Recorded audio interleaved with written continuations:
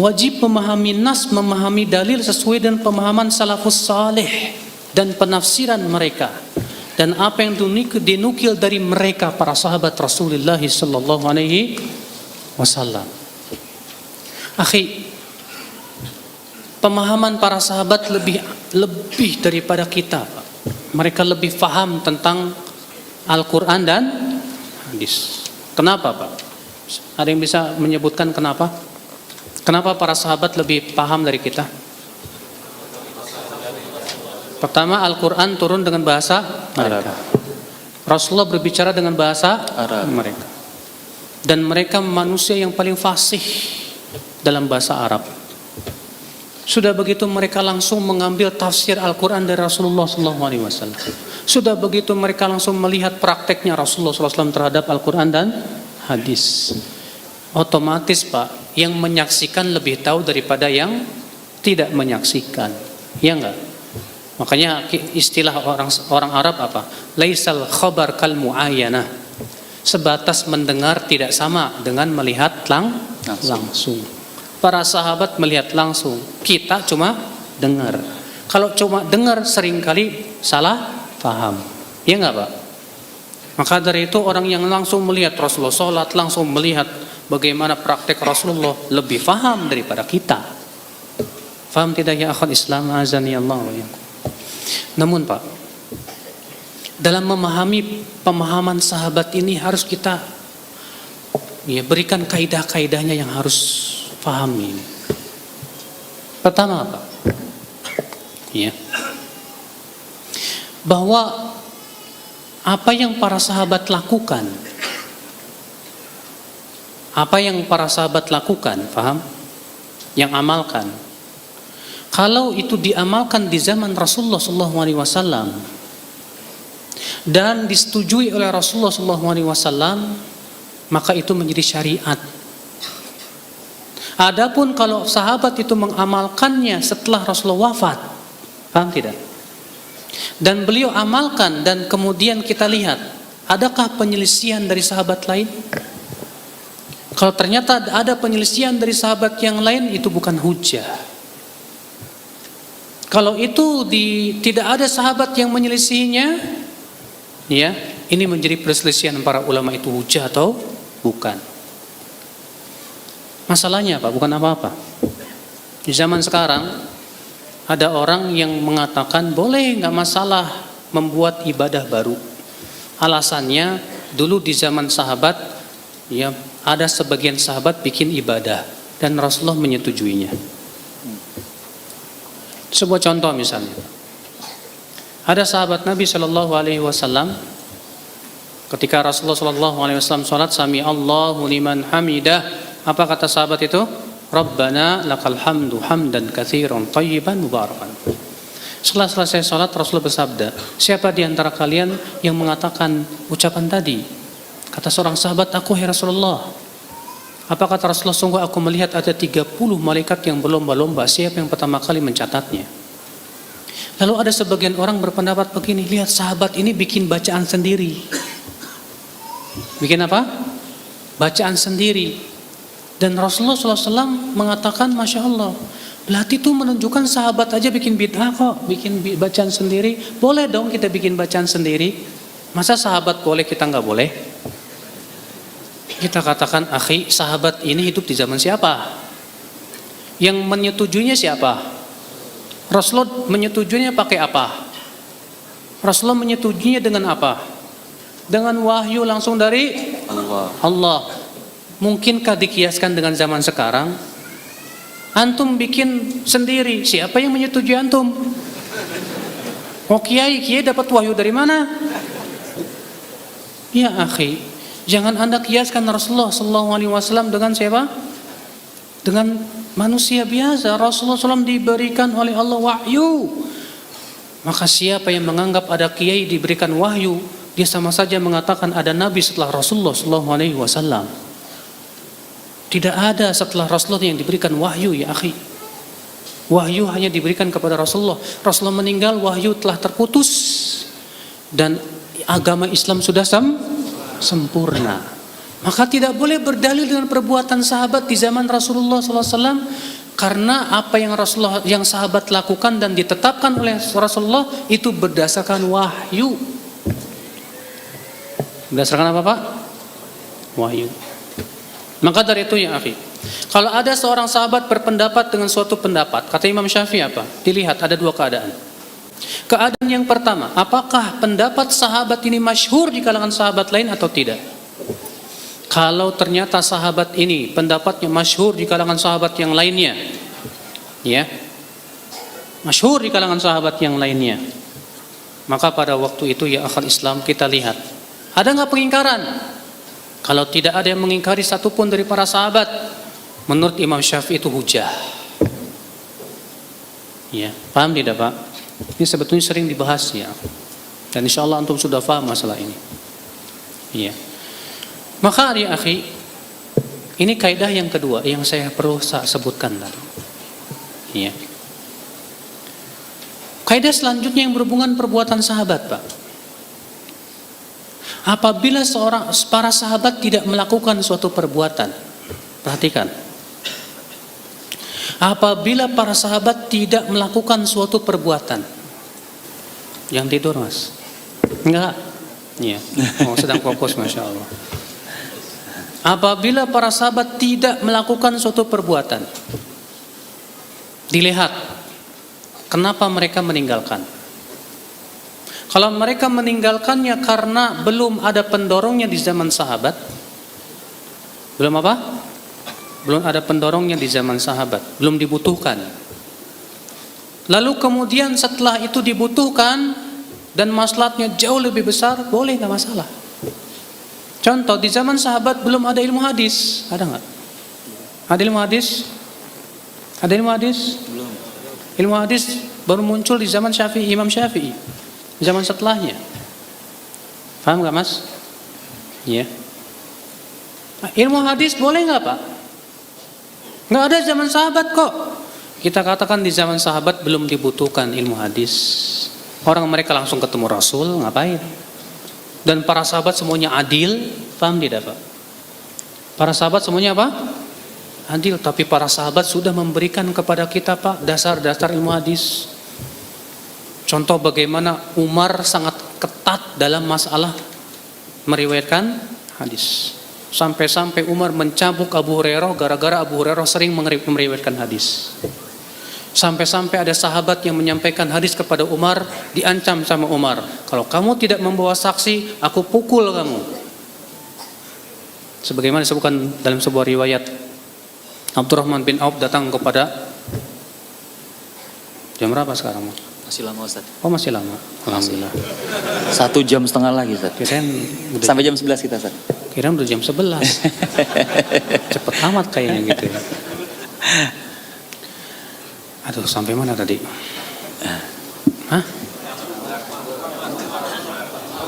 Khalifah Umar Ustaz. Di zaman Umar, ya, Abdurrahman bin Auf datang ke rumah Umar, diketok pintu, tok-tok, 3 kali diketok, pulanglah dia. Umar buka, Abdurrahman kemari, kenapa kamu pergi? Kata Abdurrahman bin Auf, karena aku mendengar sabda Rasulullah, kalau kamu mengutuk pintu 3 kali dan tidak diucapkan salam, pulang. Langsung ditarik kerahnya Abdurrahman bin Auf. Kalau kamu tidak membawa saksi, aku pukul kamu. Wah, takutan Abdurrahman bin Auf. Ketemu Ibnu Mas'ud, wah diambil. Kamu Ibnu Mas'ud dengarkan hadis itu, dengar, ayo ambil. Oh, masya Allah. Ya. Kata Umar apa? Aku tidak menuduhmu macam-macam. Tapi Umar ingin mengajarkan jangan sampai sembarangan dalam meriwayatkan apa? Hadis Nabi Shallallahu Alaihi Wasallam. Ibnu Abbas, ya di zamannya, tadinya beliau itu kalau mendengar ada sahabat yang berkata sabda Rasulullah, didengerin Pak, langsung dicatat baik-baik. Ibnu Abbas luar biasa. Tapi di zaman ketika para sahabat sudah banyak yang meninggal dunia, banyak orang-orang yang meriwayatkan sembarangan Pak. Sebagaimana Imam Muslim meriwayatkan dalam kitab Muqaddimah Sahihnya, ya, ada seorang tabi'in yang bernama Bashir bin siapa saya lupa. Dia menyampaikan hadis-hadis dari Rasulullah SAW. Maka apa yang terjadi? Faja'ala Ibnu Abbas la yaltafitu ilai. Maka Ibnu Abbas tidak menengok kepadaku, tidak dengar. Maka aku berkata kepada Ibnu Abbas, aku sampaikan kepada kamu Rasulullah, sabda Rasulullah, kok kamu tidak mau dengar? Apa kata Ibnu Abbas? Inna kunna idza sami'na ahadan yaqulu qara Rasulullah ibtadaratu a'yununa wa aswasami'atu adanuna. Dahulu memang kalau kami mendengar ada orang yang mengatakan Rasulullah bersabda, mata kami langsung tertuju kepada dia. Pendengaran kami sudah siap-siap untuk mendengarnya. Falamma raqiban nasa sa'bu wad-dalul. Tapi ketika sekarang orang mengambil dari setiap orang, tidak peduli dan tidak memilah dan memilih. Lam na'khudh illa man arafna, illa mimman arafna. Kami tidak lagi mau mengambil kecuali dari orang yang kami kenal saja. Tuh Ibnu Abbas sudah memberikan kepada kita apa? Ya, dasar-dasar ilmu hadis. Maka para tabi'in melihat sahabat begitu, mulai mereka berhati-hati, Pak. Apalagi setelah muncul firqah-firqah sesat, Khawarij, Syiah dan yang lainnya, tambah ketat mereka, Pak. Ya, tapi belum ada kaidah-kaidah yang khusus dalam sebuah buku, belum. Tapi itu menjadi sebuah praktek amalia. Setiap perawinya dilihat, Mas, jangan tidur. Jangan bobo. Tajam banget. Dilihat, Pak. Dan subhanallah di majelisnya ilmu hadis itu, Pak, itu ada mukri dan ada yang ditugaskan untuk mencatat. Si fulan ketika mendengar hadis ini tidur. Si fulan ngobrol. Si fulan, iya. Sehingga ketika dia meriwayatkan hadis itu ketahuan, si fulan dia tidur. Ngapain liatin hadis? Makanya ya akhi, hati-hati sekali zaman dulu tuh. Ya. Kemudian baru ketika datang Imam Syafi'i dalam kitab Ar-Risalahnya, di situ beliau menyebutkan tentang kaidah-kaidah tapi masih belum matang. Ya. Baru kemudian datang Imam Ar-Ramah Hurmuzi menulis kitab khusus. Tapi belum matang juga. Datang lagi Imam Far terus sampai datangnya Ibnu Salah. Beliau yang mematangkan ilmu hadis. Berarti ada di zaman sahabat tidak? Dengerin. Ada enggak di zaman sahabat? Enggak. Ilmu hadis? Kenapa tidak ada? Belum dibutuhkan, Mas. Ketika sudah dibutuhkan dan maslahatnya besar untuk membela Al-Quran dan hadis, boleh? Itu bid'ah? Bukan, secara istilah bukan. Walaupun secara bahasa betul itu bid'ah, betul. Karena bid'ah secara bahasa itu artinya apa? Semua yang baru muncul. Ya. Perhatikan nih yang pertama nih. Kalau para sahabat tidak melakukan, kita lihat kenapa sebabnya. Yang pertama apa tadi? Para sahabat tidak melakukan karena belum muncul pendorongnya atau belum dibutuhkan di zaman tersebut. Atau yang kedua, apa itu? Para sahabat belum melakukannya karena masih ada penghalang-penghalangnya. Belum mampu mereka lakukan, Pak. Contoh, para sahabat nggak ada di zaman sahabat haji naik mobil. Ada nggak, Pak? Para sahabat haji naik apa? Onta, kuda. Iya.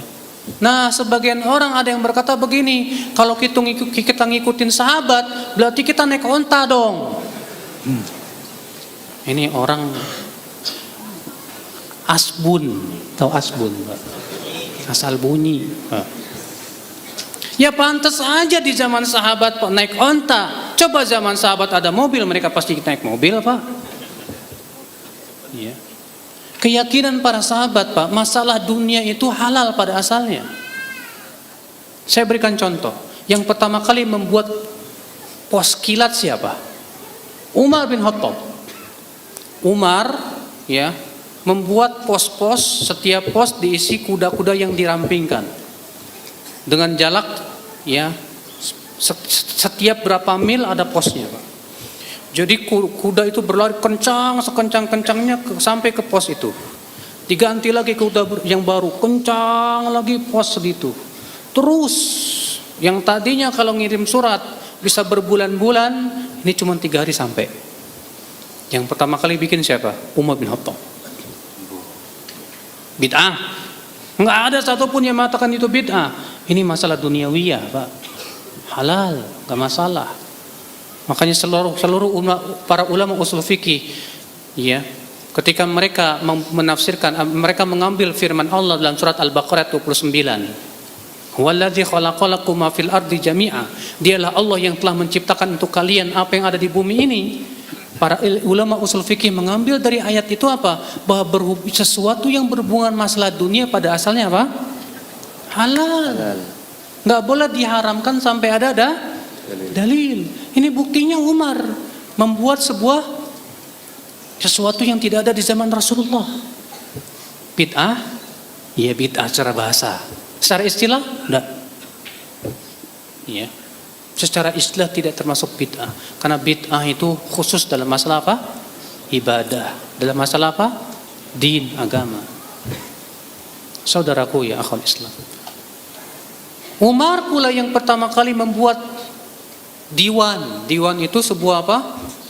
Catatan yang berisi nama-nama para tentara yang ikut berjihad.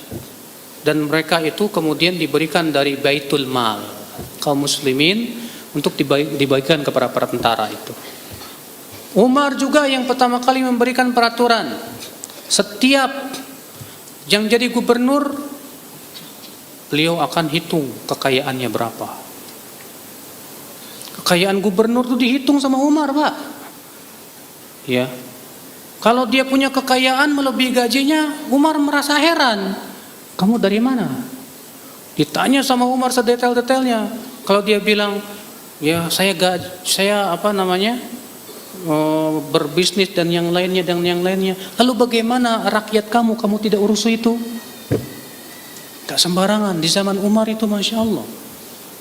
Maka dari itulah ya akhi, yang para sahabat tidak lakukan tidak lepas yang pertama tadi, mereka tidak lakukan karena apa? Belum dibutuhkan. Yang kedua apa? Mereka tidak lakukan karena masih ada penghalangnya. Yang ketiga apa Pak? Mereka tidak lakukan padahal dibutuhkan di zaman mereka. Dan tidak ada juga penghalang yang mereka mampu lakukan. Berarti itu menunjukkan memang para sahabat meyakini itu tidak disyariatkan. Para sahabat meyakini itu tidak. Saya mau tanya sama antum. Antum sama para sahabat siapa yang lebih cinta kepada Rasulullah? Sahabat. Antum lebih cinta dari sahabat? Hah? Siapa yang berani mengatakan saya lebih cinta dari para sahabat kepada Rasulullah? Enggak ada apa-apanya cintanya kita dengan para sahabat ya akhi. Tapi adakah di antara sahabat yang merayakan kelahiran Rasulullah? Ada? Mana ada para sahabat ya akhwal Islam merayakan kelahiran Rasulullah SAW? Padahal mereka orang yang sangat mencintai Rasulullah SAW. Tidak ada. Mampu tidak mereka lakukan? Sangat mampu. Tapi kok mereka tidak lakukan? Itu menunjukkan memang tidak disyariatkan. Ini kan kita adalah mencintai Rasulullah. Emang antum sama para sahabat lebih cinta antum ya? Mencintai Rasulullah SAW itu dengan cara mengikuti apa? Sunnahnya, menghidupkan sunnah-sunnahnya yang akhwal Islam. Makanya yang akhi, ya, merayakan kelahiran Rasulullah di zaman sahabat belum ada, di zaman tabi'in belum ada, di zaman tabi'ut tabi'in belum ada, di zaman imam yang 4 belum ada. Kapan muncul? Tahun 362 Hijriah. Itu pun yang pertama kali melakukannya Banu Fatimiyah dari kalangan Syiah. Ya akhwal Islam, lihatlah ya sejarah dalam masalah ini. Tawasul atau tabaruk kepada orang soleh. Di zaman sahabat Pak, mereka tabaruk hanya kepada Rasulullah. Ya, dengan rambutnya Rasulullah atau dengan pakaiannya Rasulullah, bahkan dengan ludahnya Rasulullah SAW. Kalau Rasulullah meludah itu Pak, ditangkap ludahnya sama sahabat. Wah. Ya. Tapi apakah ada para sahabat yang tabaruk kepada Abu Bakar? Hah? Mas, udah capek ya? Atau kita istirahat dulu nih? Kita rehat Ustaz. Ya sebentar, kita lanjutkan dulu. Ada tidak para sahabat yang tabaruk kepada Abu Bakar, kepada Umar, kepada Utsman, kepada Ali bin Abi Thalib? Adakah yang lebih baik daripada Abu Bakar? Manusia terbaik setelah Rasulullah siapa? Abu Bakar. Kemudian siapa? Umar. Kemudian siapa? Uthman. Ada nggak sahabat yang tabaruk dengan ludahnya Abu Bakar? Sekarang Pak, kalau di zaman sekarang ada nggak yang bertabaruk dengan kiai? Nih, ludah saya nih mau nggak? Ya akhi, tabaruk yang dilakukan oleh para sahabat hanya untuk Rasulullah. Makanya memang ada sebagian ulama yang mengatakan boleh tabaruk kepada orang soleh, dikiaskan kepada Rasulullah. Tapi perlu ketahui Pak, dalil mereka membolehkan itu hanya kias, dikiaskan dengan Rasulullah. Sekarang ya akhi, kalau kias itu benar, yang pertama kali pasti melakukan para sahabat, para tabi'in, para tabi'ut tabi'in. Demikian pula imam yang empat. Adapun riwayat yang mengatakan Imam Syafi'i tabaruk dengan kuburan Abu Hanifah, itu riwayat tidak ada sanadnya. Ya. Maka dari itulah ya akhwal Islam azani Allah wa iyyakum, tabaruk hanya untuk Rasulullah, tidak untuk selain, dan tidak bisa dikiaskan Rasulullah dengan manusia biasa. Rasulullah itu tubuhnya beda Pak. Rasulullah pernah datang ke rumahnya Ummu Sulaim. Kemudian dalam keadaan panas beliau tidur, bercucuranlah keringat beliau. Lalu Ummu Sulaim langsung membawa apa? Botol minyak wangi. Dimasukkannya keringat Rasulullah SAW ke botol minyak wangi. Kata Ummu Sulaim apa? Sungguh keringat Rasulullah lebih wangi dari minyak wangi. Coba keringat antum. Boleh. Jadi tubuh Rasulullah beda. Memang Allah memberikan kepada tubuh Rasulullah beda Pak, keberkahan. Rambutnya Rasulullah SAW, Rasulullah ketika haji wada, beliau mencukur rambutnya. Maka Rasulullah cungkur sebelah kanannya, diberikan kepada seorang sahabat. Iya. Cukur lagi sebelah kirinya, diberikan kepada sahabat dan bilang, bagikan kepada para sahabat yang lain. Maka para sahabat pun menjadikan itu sebagai apa? Untuk berkah, keberkahan. Tapi tidak ada satupun riwayat mereka bertabaruk kepada Abu Bakar, Umar, Uthman, Ali. Padahal mereka sebaik-baiknya manusia. Abu Bakar lebih baik daripada Imam Syafi'i Pak. Abu Bakar jauh lebih baik dari seluruh dunia yang ada. Sampai-sampai kata Umar, kalaulah imannya Abu Bakar ditimbang dengan iman seluruh manusia di dunia, lebih kuat imannya Abu Bakar radhiyallahu anhu arda. Maka dari itulah Pak, tabaruk kepada orang soleh tidak dikenal di zaman sahabat, dan itu tidak sesuai dengan pemahaman para sahabat Rasulullah Sallallahu Alaihi Wasallam. Ya, dan itulah pendapat yang paling kuat. Wallahu a'lam. Kita istirahat dulu ya. Ya. Tadi kita sudah membahas bahwa wajib memahami Al-Quran dan hadis sesuai dengan apa yang dipahami oleh siapa? Para sahabat Rasulullah Sallallahu Alaihi Wasallam. Dalam hal ini saya sudah berikan kaidah ya, yang sudah kita bahas yang terakhir tadi.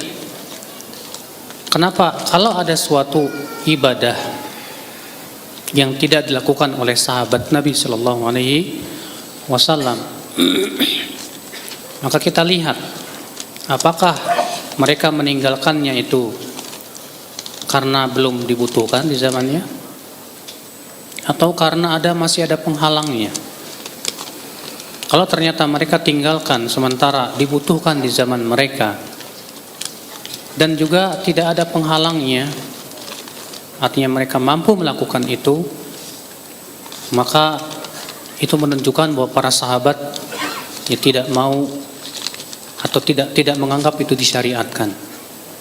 Makanya Hudzaifah ibn Yaman berkata, kullu ibadatin lam yata'abbadha ashabu Rasulillah sallallahu alaihi wasallam fala tata'abbaduha. Setiap ibadah yang tidak pernah dilakukan oleh para sahabat Rasulullah sallallahu alaihi wasallam, maka jangan kalian yang melakukannya. Setiap ibadah yang tidak pernah setiap ibadah yang tidak pernah dilakukan oleh para sahabat Rasulullah sallallahu alaihi wasallam, jangan kalian lakukan.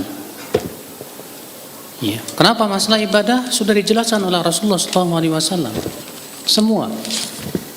Tidak ada satupun yang memasukkan ke dalam surga dan menyelamatkan dari api neraka kecuali sudah dijelaskan oleh Rasulullah sallallahu alaihi wasallam. Ikhwatul Islam azani Allah wa iyyakum. Ini yang berhubungan dengan perkara yang para sahabat tidak melakukannya ya ikhwatul Islam. Adapun sudah kita sebutkan tadi yang sebelumnya tentang perkara yang diperbuat oleh para sahabat. Maka perbuatan para sahabat sudah saya sebutkan tadi tidak lepas dari dua keadaan. Keadaan yang pertama di zaman siapa? Rasulullah sallallahu alaihi. Maka kalau itu disetujui oleh Rasulullah itu jadi syariat. Tapi kalau tidak disetujui oleh Rasulullah maka tidak menjadi apa? Syariat. Ada tidak perbuatan sahabat yang tidak disetujui oleh Rasulullah? Banyak. Di antaranya seperti ada 3 sahabat yang datang kepada istri-istri Rasulullah SAW.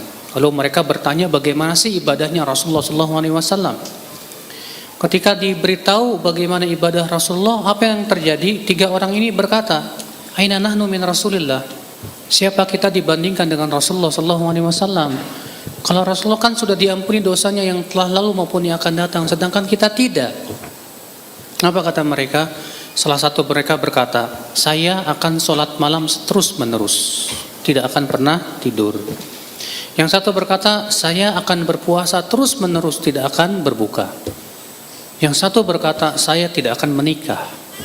Makanya rupanya ya tiga orang ini ucapannya sampailah kepada Rasulullah sallallahu alaihi wasallam. Mendengar itu Rasulullah bersabda, "Antumul ladzina qultum kadza wa kadza." Apakah kamu yang pernah melakukan perbuatan ini dan begitu? Kamu yang mengatakannya? Kata mereka, "Betul ya Rasulullah." Kata Rasulullah, "Apa ama wallah ini akhsyakum lillah wa atqakum lah." Ketahuilah demi Allah, aku ini lebih takut dari kalian dan lebih bertakwa dari kalian. Tapi aku sholat, aku pun tidur malam. Aku berpuasa, aku pun berbuka. Dan aku menikah. Maka siapa yang tidak menyukai sunnahku, maka ia bukan dari golonganku, kata Rasulullah SAW. Maka boleh nggak kita mengikuti sahabat yang 3 orang tadi? Nggak boleh. Kenapa? Karena diingkari oleh Rasulullah SAW. Tidak sesuai dengan perbuatan Rasulullah SAW. Pernah juga sahabat Pak di perjalanan mereka berzikir dengan keras. Ketika melewati tempat tinggi mereka ucapkan Allahu Akbar dengan keras. Ketika turun Subhanallah dengan keras. Apa kata Rasulullah? Irba'u ala anfusikum fa innakum la tad'una asaman wala ghaiba. Kalian ini kasihani diri kalian sendiri itu. Kalian tuh tidak sedang menyeru Allah yang tuli lagi jauh. Akan tetapi kalian sedang menyeru Allah yang maha mendengar lagi maha dekat. Iya. Maka perbuatan sahabat ini bisa diamalkan Pak? Tidak bisa. Kecuali yang ada dalilnya jelas ditetapkan oleh apa? Dalil. Dan perlu diketahui Pak, para sahabat tidak ada yang berani di antara mereka yang berani berbuat bid'ah dalam agama. Jangankan para sahabat, guru mereka yaitu Rasulullah saja gak berani mengucapkan kalau belum dapat dalil dari Rasulullah, dari Allah langsung. Rasulullah pernah didatangi seorang sahabat dan bertanya, "Ya Rasulullah, aku sedang berihram sementara kutuku berjatuhan ini." Sementara kan kalau sedang berihram gak boleh cukur rambut. "Dan aku sudah tidak kuat dengan kutuku ini ya Rasulullah." Maka Rasulullah pun tidak berani menjawab, diam Rasulullah. Tak lama kemudian diberikan wahyu kepada Rasulullah SAW. Setelah selesai dapat wahyu, Rasulullah bertanya, "Mana tadi yang bertanya kepadaku?" Kata Rasulullah, "Cukurlah rambutmu dan bayarlah hadyu dam, menyembelih seekor kambing." Baru Rasulullah berani jawab. Belum dapat wahyu, Rasulullah SAW tidak berani jawab. Ya. Demikian pula para sahabat Rasulullah SAW. Makanya metode yang paling luar biasa ya akhwat Islam dalam memahami din ini hanyalah metode para sahabat Rasulullah sallallahu alaihi wasallam. Di antara metode para sahabat, Pak, mereka tidak pernah mendahulukan ucapan siapapun di atas ucapan Allah dan Rasulnya. Ini metode agung yang diajarkan oleh para sahabat kepada kita, Pak. Tidak ada satupun sahabat yang mendahulukan perkataan Abu Bakar daripada perkataan Rasulullah. Ada? Tidak ada. Ibnu Umar, beliau pendapatnya haji tamattu sama dengan Ibnu Abbas. Tapi ketika ditegur kepada Ibnu Umar, ayahmu Umar menyelisih pendapatmu. Apa kata Ibnu Umar? Ucapan yang luar biasa. Apakah ayahku lebih aku dahulukan atau sabda Rasulullah SAW? Luar biasa ucapan Ibnu Umar ini, Pak. Naam, para sahabat kalau tidak mendapatkan dari Rasulullah, mereka melihat ada nggak fatwa Abu Bakar. Kalau tidak ada fatwa Abu Bakar, mereka lihat ada nggak fatwa Umar. Kalau mereka dapatkan fatwa Abu Bakar, mereka pegang kuat-kuat fatwa Abu Bakar. Iya, kalau sudah tidak ada nas dari Al-Quran dan hadis Nabi Sallallahu Alaihi Wasallam, demikian kita bersikap. Selama ada dalil nas dari Al-Quran dan hadis, pendapat siapapun dari ulama, ya, minggir dulu. Dalil dari Al-Quran dan hadis itulah yang lebih kita dahulukan, Pak, karena inilah metode para sahabat Rasulullah SAW. Sudah saya sebutkan tadi, Pak, perkataan Ibnu Abbas, ya, bahwa Ibnu Abbas berkata apa? Yushiku an tanzila alaikum hijaratun minas sama, hampir-hampir turun batu dari langit kepada kalian. Aqulu lakum qala Rasulullah, aku sampaikan kepada kalian sabda Rasulullah, lantas kalian menyampaikan kepadaku perkataan Abu Bakar dan Umar. Artinya kalau sudah ada nasnya jelas, ini nas masalahnya. Tahu nggak nas, Pak? Hah? Nas apa nas? Nas itu bukan cuma dalil. Dalam ilmu usul fikih, dalil itu, Pak, dari sisi jelas atau tidak penunjukannya itu dibagi. Ada nas, ada zahir, ada mujmal, ada mubayyan. Nas itu adalah dalil yang maknanya cuma satu, tidak ada makna yang lain. Jelas, gamblang sudah. Ini namanya apa? Nas. Contoh nas sabda Nabi, kullu muskirin khamrun. Setiap yang memabukkan itu arak.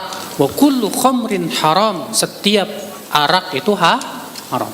Rasulullah mentansis jelas tegas di situ. Setiap yang memabukkan itu apa? Haram. Setiap yang memabukkan haram. Nas. Ada lagi namanya zahir. Apa zahir?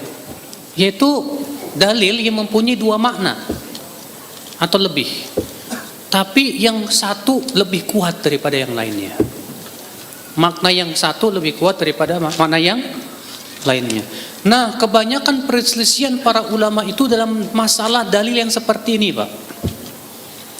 Apakah makna hadis ini sesuai dengan zahirnya atau tidak? Paham tidak, Pak? Hah?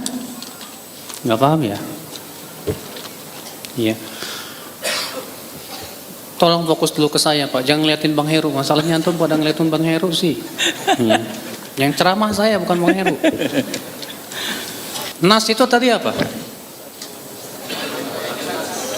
Dalil yang maknanya cuma satu, jelas, gamblang sudah.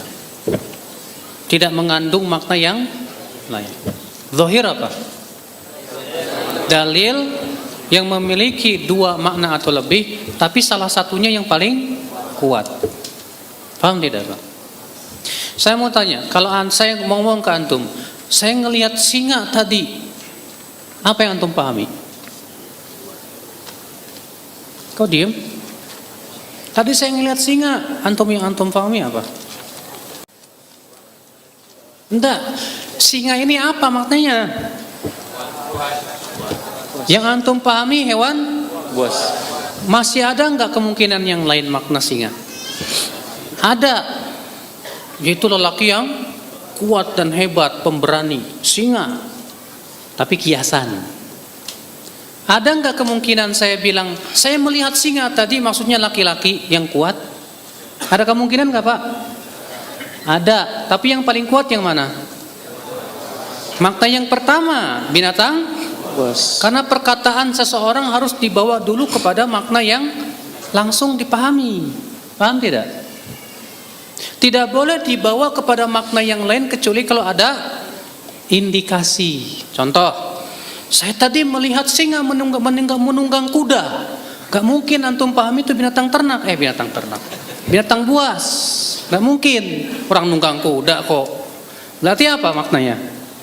Oh, maknanya laki-laki yang, berarti makna yang kuat tadi tidak mungkin kita pakai, karena ada indikasi yang menunjukkan, memalingkan makna kepada makna yang, paham gak Pak? Paham? Sekarang Pak, kalau kita berbicara sehari-hari, yang kita ambil makna yang lemah atau makna yang kuat? Kuat dulu. Gak boleh dibawa kepada makna yang lemah kecuali dengan dalil atau indikasi. Paham tidak? Kalau ada orang tua berkata kepada anaknya, "Nak, beliin ayam ke pasar. Pulang-pulang bawa kambing." Bapaknya bengong, "Kamu kok bawa kambing?" "Pak, yang saya pahami kata ayam itu binatang ternak. Jadi saya pahami dari perkataan Bapak semua binatang ternak bisa saya beli." Boleh nggak bapaknya marah Pak? Ngambek. "Woi, ayam tuh beda sama kambing tahu." Ayam ya ayam, yang dipahami yang lain. Paham nggak Pak? Kalau orang itu memahami dalil belum apa-apa sudah dibawa kepada makna yang lemah dan dibuang makna yang kuat tanpa ada apa? Dalil atau indikasi, inilah Pak kesesatan. Ya.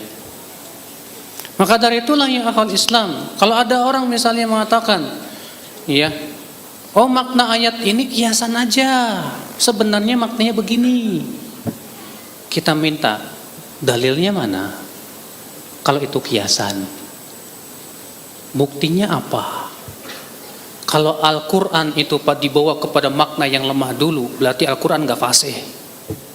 Disebut fasih itu kalau kita langsung pahami tanpa harus berpikir lebih dahulu. Maksudnya dalam berpikir dalam artian maknanya jelas, artinya sesuai yang tampak kepada kita. Kita berbicara sehari-hari aja pasti memahami sesuai dengan makna yang kuat, ya nggak? Mas, tolong dong ambilin baju saya. Tolong dong ambilin baju. Ya. Pasti yang antum Pak pahami baju apa Pak? Hah? Pakaian. Ya udah. Nggak mungkin antum berpikir, oh baju mungkin pakaian kan ada dua, ada celana, ada baju. Ya udahlah, yang penting saya pakaian lah, ambillah. Celana diambil. Salah. Tolong dong ambilin pensil, pulpen diambil. Salah Pak seperti ini. Jadi kalau nas beda dengan dohir. Paham tidak? Jadi kalau sudah ada nas, pendapat siapapun minggir. Kias minggir, nggak boleh. Tapi kalau zahir dilihat, ya ada nggak dalil yang memalingkan dari makna zahir kepada makna yang? Kalau tidak ada, wajib kita memegang kepada zahirnya dulu. Paham tidak Pak? Nah, makanya Pak, ini keyakinan seluruh ulama, wajib memahami dalil kepada zahirnya dulu, nggak boleh dibawa kepada makna lain yang lemah kecuali dengan dalil. Kita yang berpegang kepada zahir seringkali disebutnya oleh orang apa? Zahiri itu. Tahu nggak zahiri Pak? Terlalu memahami sesuai dengan teks dan lahiriah. Masya Allah Pak. Saya bilang kalau kita nggak lahiriah, susah loh kita berinteraksi. Karena semua ucapan manusia pasti sesuai dengan lahiriahnya dulu kita pahami, ya nggak? Demikian pula perkataan Allah dan Rasulnya. Harus. Ini sahabat. Saya berikan contoh. Para sahabat itu mengambil ayat sesuai dengan lahiriahnya dulu. Sampai ada dalil yang memalingkannya. Ketika Allah turunkan firman-Nya, alladzina amanu walam yalbisu imanahum bidzulmin Ulaika lahumul amnu wa hum muhtadun. Dan orang-orang yang beriman dan tidak mencampuri iman mereka dengan kezoliman. Perhatikan Pak, dalam bahasa Arab zalim di sini nakiroh, dalam bentuk nafi, peniadaan lagi. Dalam bahasa Arab nakiroh dalam bentuk nafi ini mempunyai makna umum. Mana apa? Berarti mencakup semua kezoliman. Semua apa? Kezoliman. Paham tidak? Dan orang-orang yang beriman dan tidak mencampuri iman mereka dengan kezoliman, bagi mereka keamanan dan mereka dapat hidayah. Mendengar ini sahabat berat banget Pak mendengar ayat ini. Wallahi berat para sahabat. Datanglah mereka kepada Rasulullah, ya Rasulullah, berat sekali ayat ini ya Rasulullah. Siapa di antara kami yang tidak pernah berbuat zolim ya Rasulullah? Paham tidak Pak? Lihat para sahabat mengambil memaknai kata zolim dalam ayat ini sesuai dengan apa? Bentuknya dulu yang bersifat apa? Umum. Kata Rasulullah, ya Rasulullah, siapa di antara kami yang tidak pernah berbuat zolim ya Rasulullah? Kalau ternyata syarat untuk dapat keamanan, dapat hidayah, tidak pernah buat zolim, kami tidak mampu itu ya Rasulullah. Karena kami manusia pasti pernah berbuat apa? Dosa. Sedangkan dosa termasuk kezoliman enggak? Sekecil apapun dosa zolim enggak Pak? Zolim. Makanya sahabat paham usul fikih enggak? Paham banget. Mereka paham betul-betul bentuk bahasa Arab dan kefasihan mereka. Maka baru Rasulullah SAW menjelaskan, bukan itu maksud zolim dalam ayat itu. Apa kalian tidak mendengar ayat yang lain? Allah berfirman, inna syirka la dzulmun azim. Sesungguhnya syirik itu kezaliman yang, rupanya Rasulullah menjelaskan yang dimaksud dengan zalim itu apa? Syirik. Baru para sahabat faham makna zalim di sini rupanya yang lain. Apa itu? Syirik. Paham tidak Pak?